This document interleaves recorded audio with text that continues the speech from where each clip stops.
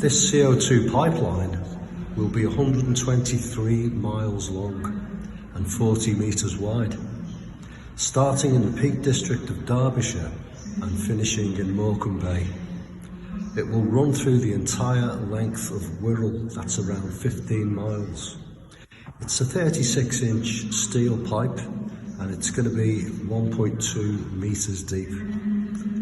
You can tell by the number of people here today that there is a lot of opposition to this. This is an unwanted intrusion.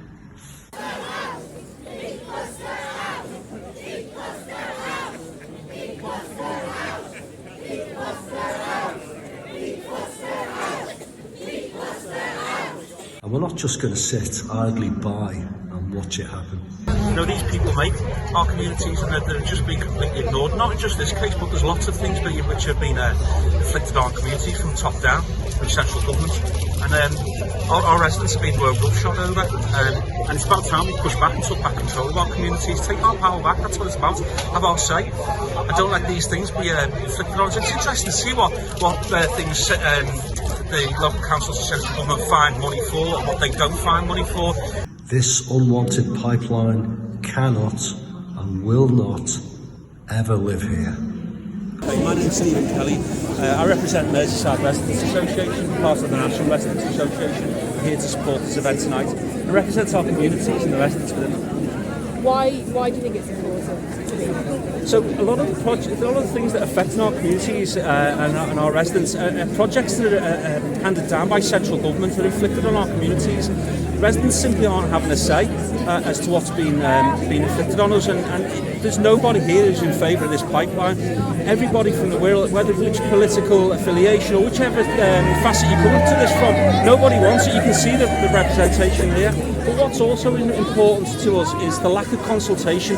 Had there been any kind of realistic, meaningful consultation, there wouldn't be a need for the people to come out in the numbers that you can see here this evening to make their voices heard. It's unfortunate, it's a failure that we have to come here to do this. What makes it worse is that £28 million in public money has already been squandered on this so far. And something else that is not being mentioned is the fact that the Morecambe Bay depleted gas field has got a 300-year lifespan. That's 3 centuries. It's going to take 3 centuries before that depleted gas field is filled with CO2.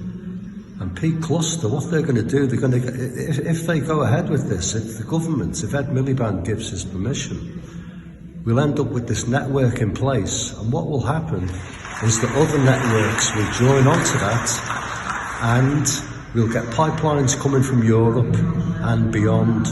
So we're going to end up being the waste pipe, possibly for the whole world. Right, so next we've got Steve, part of the Merseyside Residents Association. He's more than welcome to turn your hands. Steve, how are we? Very good, thanks. So, what's going on here today? Okay, so this is a public demonstration to the council meeting in relation to the CO2 pipeline, the cluster project that's proposed through the Wirral Peninsula.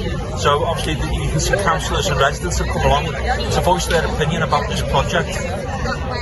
Okay, so I've just spoke to a resident over there. She's concerned about the health implications going from it. If there's a leak or a rupture. Can you add anything? Yeah, so CO2 in its form and the way it's condensed form in this proposal is actually highly dangerous. It's deadly in this form if it is in the case of a leak. So if you're exposed to the concentrations of CO2 which could potentially happen in the case of a leak. Approximately 50 people were hospitalised in Nasturtia with symptoms of CO2 poisoning and oxygen deprivation. This could very easily have been 50 fatalities. Around 200 to 300 residents were evacuated from the area, but that wasn't easy because emergency vehicles approaching the area have petrol and diesel engines, and these stalled when they hit the cloud of CO2 due to the lack of oxygen and could not reach the affected area.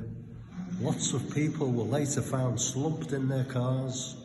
They were trying to get to the local hospital, but their cars wouldn't start.